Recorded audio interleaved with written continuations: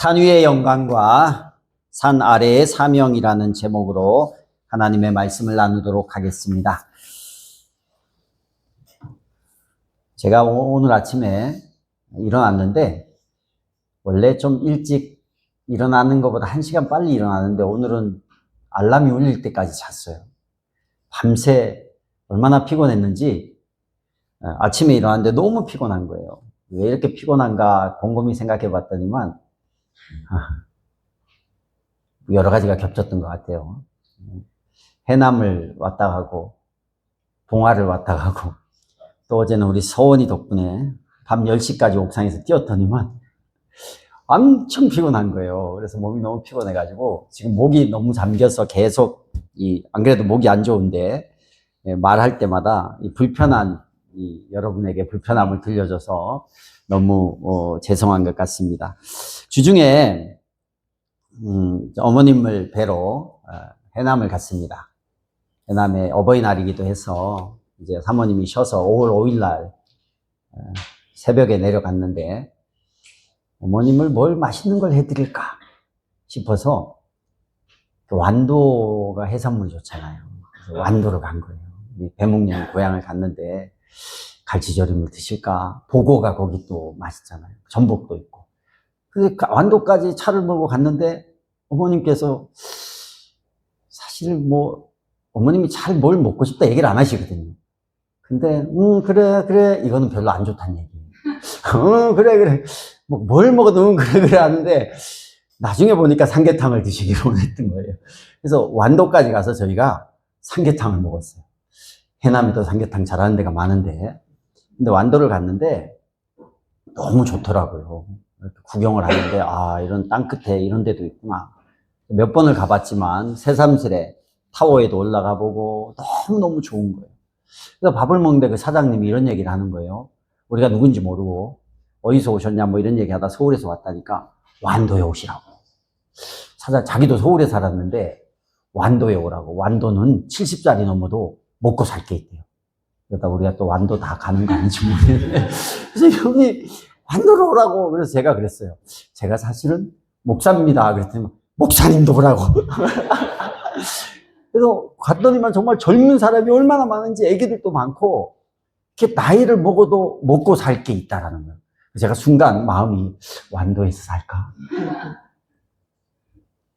잘 쉴 수 있고 제가 좋아하는 바다도 있고 산도 있고 먹거리도 해산물도 많고 일자리도 70이 넘어서 보니까 정말 70 넘으신 분이 안내도 하시고 막 다 하시더라고요. 그래서 순간 여기로 노후에 올까? 사모님 안 오겠지만 이런 생각이 날 정도로 순간 좋았던 거예요. 근데 제가 있어야 할 자리는 거기가 아니고 잠깐의 완도에서 좋았던 풍경이나 힘은 뒤로 하고 저는 목회자의 사명이 있고 또 성도가 있기 때문에 아쉬움을 뒤로 하고 다시 차를 몰아서 서울로 왔습니다. 여러분 우리가 인생을 살다 보면 와 이거 너무 좋다. 야 이거 너무 누리고 싶다. 계속 이랬으면 좋겠다. 라는 그런 특별한 경험도 하고 그런 은혜도 있을 때가 있어요. 그런데 그런 은혜를 왜 주실까? 그런 은혜는 우리가 이 땅에 사는 동안에 그 은혜를 통해서 그 쉼을 통해서 우리가 해야 될 사명의 자리에서 또 열심히 뛰게 하시려는 하나님의 선물인 줄로 믿습니다. 오늘 본문이 그런 내용이에요. 예수님께서 죽음과 부활을 예고하셨잖아요. 그리고 6일이 지났어요. 제자들이 예수님 죽는데 주님 그거 안 됩니다. 이렇게 베드로가 얘기했다가 사탄아 내 뒤로 물러가라 이런 사건이 있었어요. 그리고 6일이 지나서 예수님께서 세 제자를 따로 불러서 산 위로 올라가십니다. 그 세 제자가 누구냐면 베드로와 야고보와 요한이에요. 저도 인정받고 사랑받는 걸 되게 좋아하는 사람이거든요. 근데 제가 이 본문을 읽을 때 이거 좀 예수님이 왜 이러셨을까 하는 부분이 있더라고요. 제자는 12명인데 3명만 데려가요. 되게 제 마음에 이거는 제 마음이에요. 여러분 기분 나쁜 구절이 있어요. 성경은 기분 나쁜 구절이 없습니다. 그러나 우리가 목사님 말씀도 성경도 순간적으로 나한테는 기분이 나쁘게 들릴 때가 있어요. 고난을 너무 당하는데 고난도 유익이라 그러면 그게 잘 들립니까? 성경은 맞지만 나한테는 별로로 들릴 때가 있단 말이에요. 근데 그렇지만 성경이 맞으니까 내 감정은 죽여야 되겠죠. 그래서 왜 이럴까를 찾아야 돼요. 제가 좀 마음이 어려웠던 구절이 뭐냐면 17장 1절이에요. 여러분 성경책 다 가지고 계신가요? 이게 요즘엔 다 핸드폰으로 보는데 뭐 제가 옛날 세대라 그런지 몰라도 여담이에요. 성경 설교를 준비한 내용은 아닌데 어제 만난 어떤 목사님 임직식을 다녀왔는데 목사님은 큰 교회인데 교회 PPT에 성경을 안 띄운대요. 왜 안 띄울까요? 성도들이 성경책을 안 가지고 다녀요. 성경책에 메모를 하고 핸드폰에 메모가 안 되잖아요. 뭐 그렇게 될 수도 있는데 그거 잘 안 보거든요. 근데 여러분 성경책에 메모를 하고 성경책에 너무 깨끗하게 안 보셔도 돼요. 이걸 들고 다니면서 저는 1년에 한 번씩 성경책을 바꾸거든요. 메모가 너무 지저분해서. 그래서 성경책을 좀 들고 다니시면서 찾고 보고 이러면서 하면 좋지 않을까. 저도 이게 PPT를 조만간에 없앨까 지금 상당히 고민을 하고 있어요. 근데 1절 한번 읽어봅시다. 1절. 시작. 그리고 엿새 뒤에 예수께서는 베드로와 야고보와 그 동생 요한을 따로 데리고서 높은 산에 올라가셨다. 제가 마음에 불편했던 구절은 따로예요, 따로. 12명이 있는데 왜 이 3명만 따로 데려가냐고. 아니 12명을 다 데려가지. 그러면 못 간 9명은 뭐가 되는 거예요? 순위를 매기는 것도 아니고. 근데 가만 보니까 순위가 있는 것 같기도 해. 왜냐면 이때만 3명만 데려간 게 아니에요. 야이로의 딸을 살릴 때도 방에 아무도 들이지 말고 3사람만 데려갔거든요. 근데 그 3사람이 바로 베드로, 야고보, 요한이었어요. 여기에서 야고보는 예수님의 동생 야고보가 아니에요. 12제자 중에 큰 야고보, 세베대의 아들 야고보예요. 야고보 2명인데 큰 야고보가 있고 작은 야고보인데 큰 야고보만 데려가. 똑같은 야고보인데 작은 야고보는 안 데려가요. 키가 작아서 작은 게 아니라 그냥 뭐 나중에 해서 어려서 작은 야고보라 그러는데 하여튼 야고보만 데려가는 거예요. 그리고 겟세마네 동산에 기도할 때도 3사람 데려갔죠. 누구 데려간지 아세요? 베드로, 야고보, 요한만 데려가요. 여기에 낀 사람들은 괜찮지만 여기에 못 낀 사람은 좀 마음이 불편할 수 있어요. 예수님이 가장 훌륭한 스승이자 가장 훌륭한 우리가 따를 믿음의 본이요. 예수님의 성품을 닮아가야 되고 예수님만 따라가면 된다 하는데 이거 예수님을 볼 때 이게 우리가 불편하게 보일 수도 있는 충분한 구절입니다. 그럼 나머지 9명은 뭐야? 그래서 그 9명이요. 굉장히 싸웠어요. 실제로. 시기 질투하고요. 요한의 어머니는 요한이 이렇게 사랑받는데도 불구하고 치맛바람을 일으켜서 요한이 이미 주님의 세 손가락 안에 드니까 천국에 올라가면 한 사람은 이쪽에 한 사람은 저쪽에 앉혀달라고 예수님한테 압박을 가하기도 했습니다. 누가 크냐고 제자들이 서로 다투기도 했어요. 예수님 같이 완벽하신 분이 제자들의 그런 마음을 다 다독이고 다 편안하게 할 수는 없었어요. 자기의 감정인 거예요. 그거는 결국. 그러면 예수님은 왜 3명만 데리고 다녔을까? 12명과 같이 3년 동안 같이 살았는데 왜 3명만 이렇게 편애하는 것처럼 했을까? 여러분, 그건 이 이후에 베드로와 야고보와 요한의 사역을 보면 알 수 있습니다. 베드로는 교회의 수장의 역할을 감당했고요. 십자가에 거꾸로 매달라서 순교를 당할 때까지 주님 앞에 충성했던 사람이고, 야고보는 그러니까 스데반 집사님이 가장 최초의 순교자인데 12제자 중에 제일 먼저 순교당한 사람이 누구냐면 야고보였어요. 헤롯 대왕의 칼에 죽게 됩니다. 요한은 특별히 예수님 앞에 사랑을 많이 받았던 제자 중에 하나예요. 스스로도 그렇게 밝혔거든요. 그 예수님께 사랑받은 제자라고, 가장 많이 사랑받은 제자라고. 근데 그 요한은 끝까지 순교가 아니라 자연사에서 죽었지만 마지막까지 하나님의 사역들을 후대에 전했던 귀한 일을 했던 제자 중에 한 사람이에요. 주님은 그걸 다 알았어요. 그래서 주님은 차별이 아니라 역할의 차이가 있었다라는 거예요. 그래서 우리가 모든 12명이 모든 역할을 똑같이 할 수는 없는 거예요. 그래서 여러분 좀 가는 거 길게 사는 사람도 있고 짧고 굵게 사는 사람도 있고 또 어떤 사람은 리더십 있게 하는 사람도 있고 어떤 사람 뒤에서 잔잔하게 받쳐주는 사람도 있잖아요. 요한은요, 요한복음을 쓰면서 후에 예수 믿는 많은 사람에게 아주 선한 영향을, 예수님의 모습을 잘 전했던 사람 중에 하나예요. 그걸 세세하게 기록하고. 야고보는 야고보서를 쓴 사람이 이 사람이 아니에요. 야고보는 별 사역이 없어요. 베드로와 요한처럼 큰 일을 안 했어요. 근데 야고보는 어떻게 됐어요? 그런 사역을 하기 전에 제일 먼저 사도행전 12장에서 죽어요. 사도행전 아직 많이 남았는데. 그러니까 예수님 볼 때는 그걸 알거든요. 짠한 거예요. 얘를 데려다니면서. 빨리 그런 것도 경험하게 한 야고보에게 보기에는 예수님의 은혜를 입은 자고 베드로와 요한을 본 거는 예수님이 그들에게 별도의 역할을 부여한 거예요. 그렇다고 해서 나머지 9명의 제자가 예수님의 역할, 주신 하나님의 역할을 제대로 감당하지 못한 게 아니라 각자가 감당한 그 역할을 해냈다라는 거예요. 그래서 우리가 조금 살펴보면 예수님은 차별이 아니라 가장 적당한 역할과 은혜를 제자들에게 부어주신, 이미 보고 부어주신 참 스승이라는 것을 우리가 알 수 있습니다. 여러분, 저도 목양을 하고 우리 목자 목녀님들도 목장을 해요. 그럼 목원들이 다 천편일률적으로 똑같이 안 해요. 다 달라요. 성도들도 다 다릅니다. 그래서 그들에게 적절한 역할도 부여할 수도 있고 또 어떨 때는 좀 지치고 힘든 사람에게 조금 더 사랑을 베풀 수도 있고 그리고 이미 섰다고 생각한 사람들보다 좀 연약한 사람들에게 더 마음을 쓰고 세울 수도 있단 말이에요.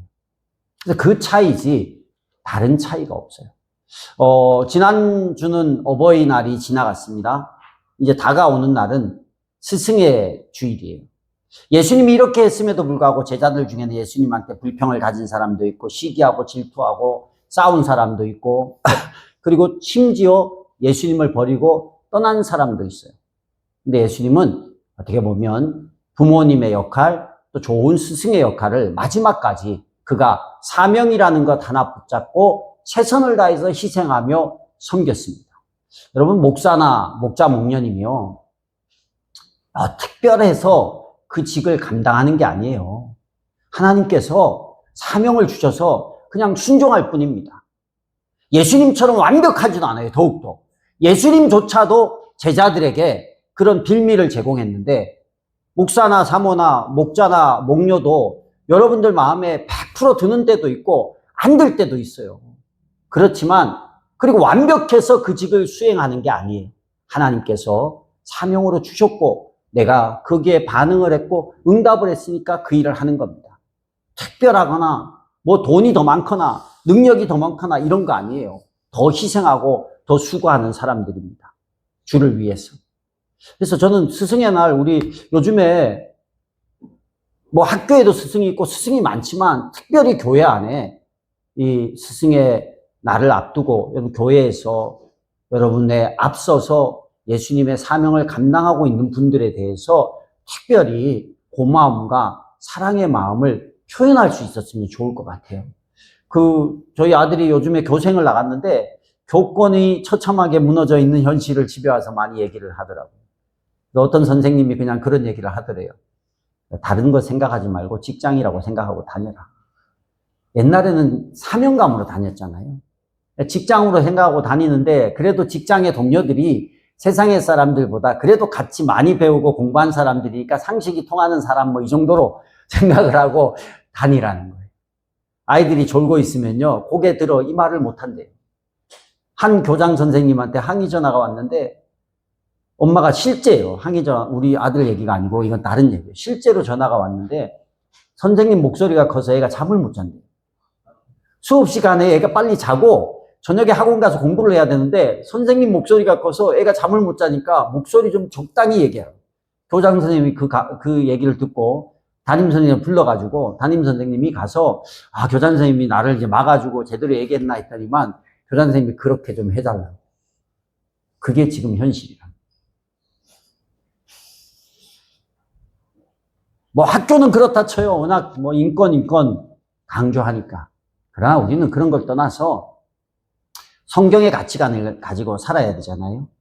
여러분, 우리는 교회 안에 하나님께서 특별해서 세운 게 아니라 사명을 감당할 수 있는 순종의 마음을 가지고 주의 일을 하는 사람들에 대해서 목사님도 사모님도 목자님도 목녀님도 어디 다른 사람하고 비교하거나 그런 게 아니라 그냥 나를 위해서 세워져서 아무 이유 없이 수고하고 애쓰고 먼저 본을 보여주려고 애를 쓰는 모습에 대해서 여러분들이 정말 감사한 마음을 가지고 그런 것을 표현할 수 있는, 스승은 사랑으로 예수님처럼 제자들을 돌아보고 제자들은 예수님을 존중하고 따랐던 것처럼 우리가 그런 사랑을 또한 교회 안에서도 나눌 수 있기를 주의 이름으로 축복합니다.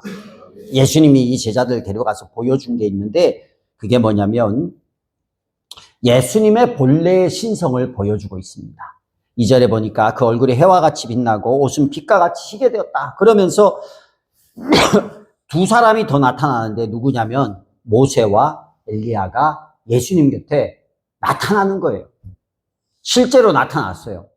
귀신을 불러 세운 게 아니라 실제로 예수님이 하나님이니까 모세와 엘리야를 불러왔던 거예요. 우리도 죽음이 끝이 아니라 모세와 엘리야가 이미 수백 년 전에 죽은 사람들이지만 그게 끝이 아니라 주님과 함께 나타났던 것처럼 우리도 우리의 삶이 여기가 끝이 아니라 천국에서 영원한 삶이 있는 줄로 믿습니다. 왜 모세와 엘리야냐? 모세는 율법의 대표자예요. 구약의 율법의 대표자고 엘리야는 구약의 예언자의 대표자입니다. 그런데 그 구약에서 대표할 수 있는 율법의 대표자와 예언자의 대표자가 예수님과 대화를 나눕니다. 이 의미가 뭐냐면 구약의 모든 약속이 예수님 안에서 성취되는 것을 보여주는 거예요. 근데 그게 보였어요. 누구에게? 베드로와 야고보와 요한에게. 요한도 이 사실을 보고 요한복음에 자신이 쓴 요한복음에 이렇게 기록해요. 우리는 그의 영광을 보았다. 그것은 아버지께서 주신 외아들의 영광이었다. 그 기억이 너무 뚜렷해서 요한도 그렇게 고백을 했어요. 그리고 오늘 베드로는 뭐라고 합니까? 죄송합니다. 예수님과 베드로와 모세와 엘리야가 나타난 그 영광이 너무 그 은혜가 크다 보니까 내가 이제 이 산에다가 초막을 짓고 여기서 살았으면 좋겠다. 이렇게 이야기를 하는 거예요. 베드로는 참 감정이 충만한 사람이에요. 그때 한 번은 주는 살아계신 그리스도요 하나님의 아들입니다라고 고백했다가 또 한 번은 주님 안 됩니다. 절대로 이런 일이 있으면 안 됩니다. 그냥 내 마음에 느끼는 감정을 솔직하게 막 말하는 그런 스타일인 것 같아요. 그래서 베드로를 볼 때 이 사람은 스트레스는 안 받고 살겠구나. 하고 싶은 말, 느끼는 거 그대로 다 말하니까. 이걸 담아두면 스트레스잖아. 그냥 말해. 오늘 보니까 여기 엘리야도 있고 모세도 있고 자기가 존경했던 구약의 인물들을 대표적인 인물들이 다 있어.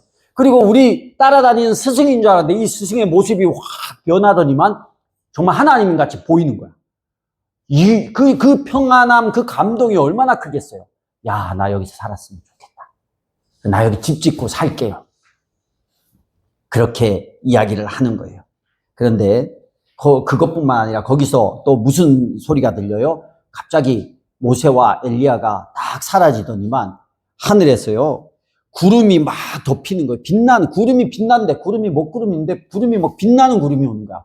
뭐 어떤 구름인지 상상도 안 돼요.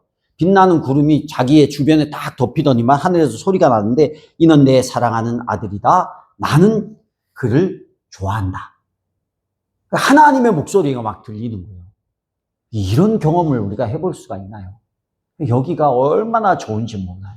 그리고 베드로가 이제껏 예수님을 따라다니면서 힘들고 어려웠던 그 고난이 저는 이 장면 때문에 한순간에 다 사라졌을 것 같아요. 그리고 더 이상 나의 삶에 대해서 생각되지 않고 그냥 여기에서 이 감동과 은혜가 영원했으면 좋겠다. 이런 마음이 있을 것 같아요. 그런데 그 뒤에 하나님이 뭐라고 말하냐면 너희는 그의 말을 들어라 하는 소리가 들리는 거예요.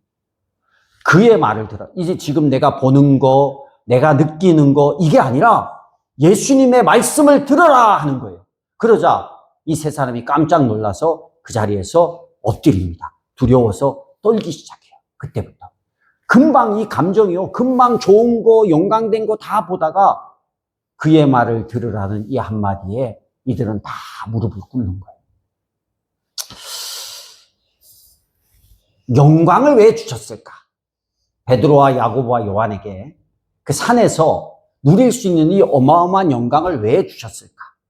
그리고 그의 말을 들으라는 이 중간, 이 뒷부분에 이제 예수님 얘기를 하시거든요. 그 엘리야 얘기, 요한의 얘기를 쭉 하세요. 근데 왜 이 말을 들으라는 사이에 이 두 가지를 넣었을까?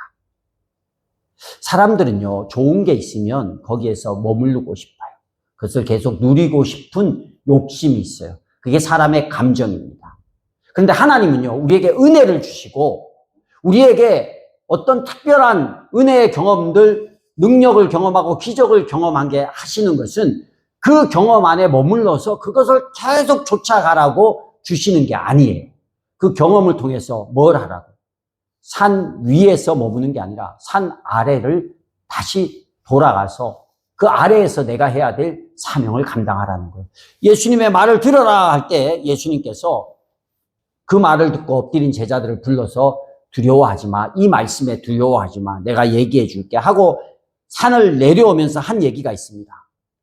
그 얘기가 뭐냐면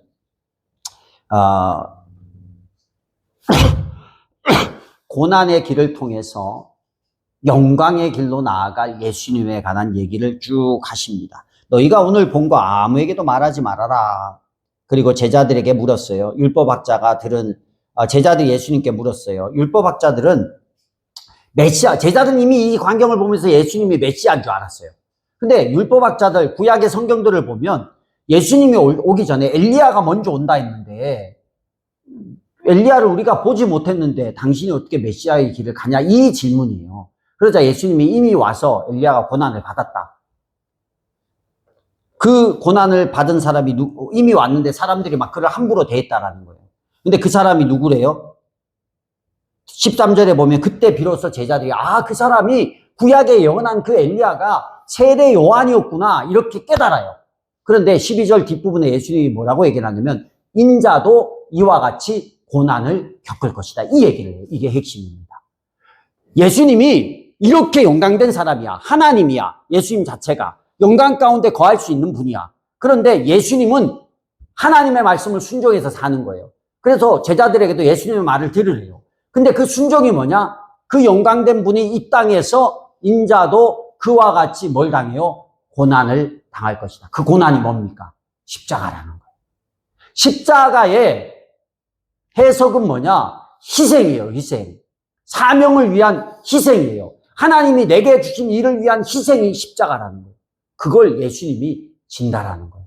그 산 위의 영광 가운데만 머물러 있는 게 아니라 내가 이런 영광 가운데 있을 수도 있는 사람이고 영원히 거할 수도 있고 베드로가 보기에 여기가 좋사오니 하고 머물 수도 있는 곳인데 그 산 위의 영광을 뒤로 하고 내 산 아래로 내려가면서 거기에서 해야 될 내 사명이 있다라는 거예요.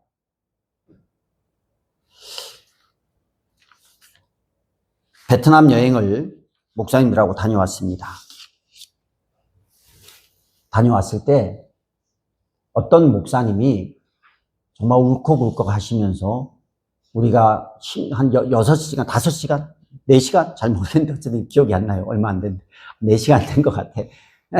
나트랑에서 달라까지 버스를 타고 갔어요.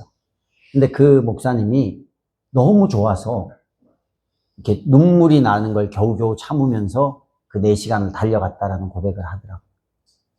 그분이 참 개척을 해서 되게 힘들고 지금도 이제 여전히 성도도 별로 없고 힘들어요. 우리 교회도 힘들지만 우리 교회는 그나마 아주 좋은 교회. 더 힘든 교회가 많아요. 코로나 이후에 막 문 닫을 지경에 처한 교회들이 너무 많아요. 큰 교회, 작은 교회 다 어려운 것 같아요. 그런데 그 가운데도 하나님 일하십니다.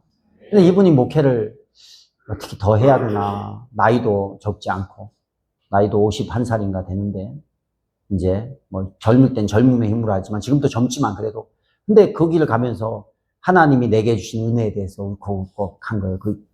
그리고 달랏에 도착을 했는데, 여러분, 저도, 내가 돈만 있으면 노후에 여기서 살았으면 좋겠다. 언제 우리도 같이 갔으면 좋겠다. 정말 좋더라고요. 조그만해요. 마을은 조그만해. 그냥 1시간이면 뭐 유명한 데 돌고 다 돌 정도로 조그만한데, 날씨도 너무 좋고, 너무 편하게 쉬고 온 거예요. 그래서 그냥, 목사님들이요, 그렇게 갑자기 힘을 얻으면 여기가 좋사오니 하고, 나는 목회고 뭐고 여기에서 그냥 뭐 다른 걸 하더라도 여기서 살아야겠다. 이 말 하는 분이 한 분도 없더라고요. 다들 뭐라고 얘기하냐면 하나님이 우리에게 은혜를 주시고 힘을 주셨으니까 다시 또 가서 열심히 사역해야겠다. 그래서 힘을 얻어가지고 내가 또 가서 열심히 사역해야겠다. 이 마음을 가지고 진짜 다 거기에서 버스를 타고 내려오셨어요. 제가 이 설교를 준비하는데 이 산 위의 이 영광이 마치 우리가 누릴 수 없는, 거기는 사시사철 봄이야. 사시사철 꽃이 있고 에어컨이 없어요. 에어컨이 필요가 없는 동네예요. 사시사철 온도가 낮에는 지금 날씨 같아요. 낮에는 좀 더울까 이럴 날씨고 저녁에는 좀 춥고 선선하고. 그러니까 몸이 아픈 사람이 가면 몸 아플 것도 없고 환절기도 없어요. 그냥 계속 꽃이 있어.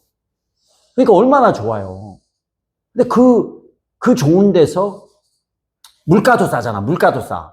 제가요, 가서 막 목사님들 30분 다 가서 거기서 아주 유명한 아이스크림 집이 있는데 다 드세요. 가서 막 제가 한번 쌌거든요. 다 드셔도 10만 원도 안 나와. 30명이 아이스크림, 생 아보카도가 들어간 아이스크림을 먹었는데 10만 원도 안 나와요. 버스 타니까 목사님들이 전부 내가 사겠다. 자, 망고 한 접시씩 다 돌리세요. 그러면 주문하면 도시락 망고가 한 접시씩 와. 다 못 먹는. 30개 다 사도 6만 원. 그러니, 얼마나 좋아. 물가 싸지. 왜 거기서 누리고 또 달랏으로 갈라. 그래서 여기서 사세요. 그게 중요한 게 아니라 그 영광, 그런 게 있는데, 목사님들이 한 분도, 여기서 살고 내가 여기서 있겠다. 빈말이라도 그런 마음을 갖는 게 아니라 여기서 힘을 얻었으니까 내가 가서 또 열심히 목회해야겠다 이러시더라고요. 산 위의 영광은요, 우리 진짜 산 위의 완전한 영광은 천국에서 다 누릴 거예요. 아멘? 산 위에서 하나님께서 은혜를 주시고, 이건 내가 산 아래의 사명을 위해서 달려가기 위한 하나님의 쉼이고 은혜였던 거예요.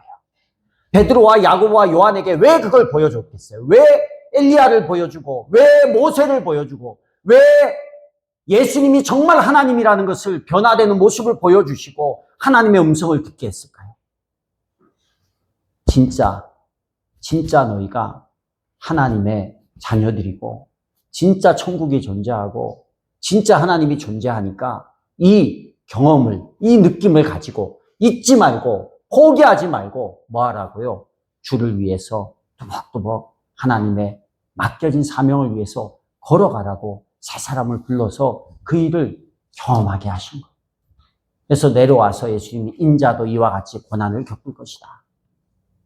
베드로와 야고보와 요한은요, 나중에 중간에 또 사람이니까 넘어지기도 하고 쓰러지기도 하지만 끝까지 주님을 위해서 사명을 감당했습니다.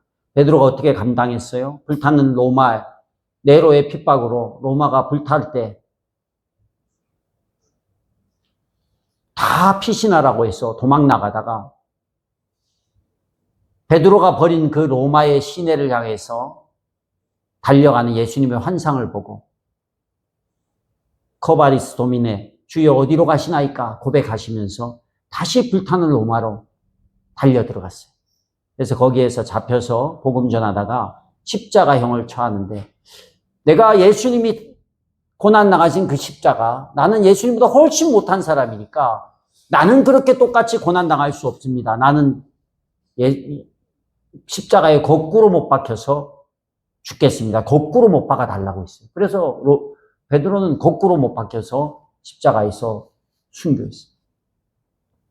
야고보는 평생 감옥에 갇히고 밤모섭에 유배를 당하면서까지도 끝까지 믿음을 지키면서 많은 글들을 통해서 많은 믿음의 사람들을 세워가는 역할을 했던 거예요. 야고보도 죽음을 두려워하지 아니하고 헤롯 왕 앞에서 순교를 당하는 삶을 살았습니다. 뿐만 아니라 수많은 제자들이, 바울이 순교를 당하면서까지 이 땅의 사명을 감당해냈다는 것. 여러분, 우리가 구원의 은혜를 주시고 신앙생활을 하면서 크고 작은 하나님의 은혜와 또 말씀의 은혜와 기도할 때 주신 은혜와 응답과 감동과 이런 것들은요, 거기에 머물러 있으라고 한 게 아닙니다. 그걸 통해서 다시 사명의 자리에서 우리가 뛰는 거예요. 고난이 있고 어려움이 있어도 우리가 있어야 될 자리는 산 아래라는 거예요. 산 위의 영광, 산 위의 누림만 바라보는 게 아니라 우리가 있어야 될 자리는 산 위가 아니라 산 아래라는 거예요. 여러분, 그 사명의 자리를 기억하면서 힘들게 가요.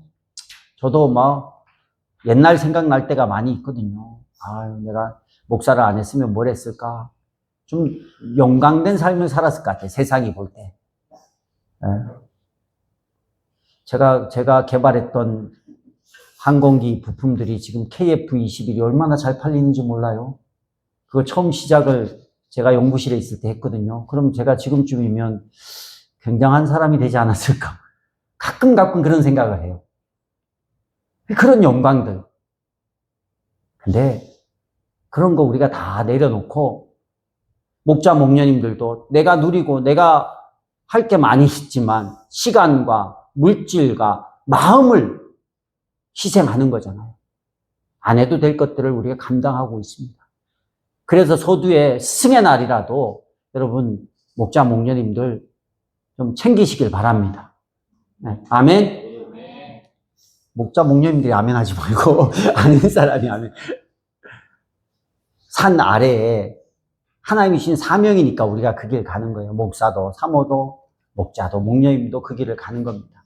우리가 서로가 그 길 가는데 힘이 되고 손잡고 격려하고 가끔 가다 쓰러지면 위로해주고 일으켜주고 끝까지 그 사명 감당할 수 있도록 우리가 주님 앞에 끝까지 달려갈 수 있는 산 위의 영광만 바라보는 게 아니라 산 아래의 사명을 바라보며 달려가는 저와 여러분이 될 수 있기를 주의 이름으로 축복합니다.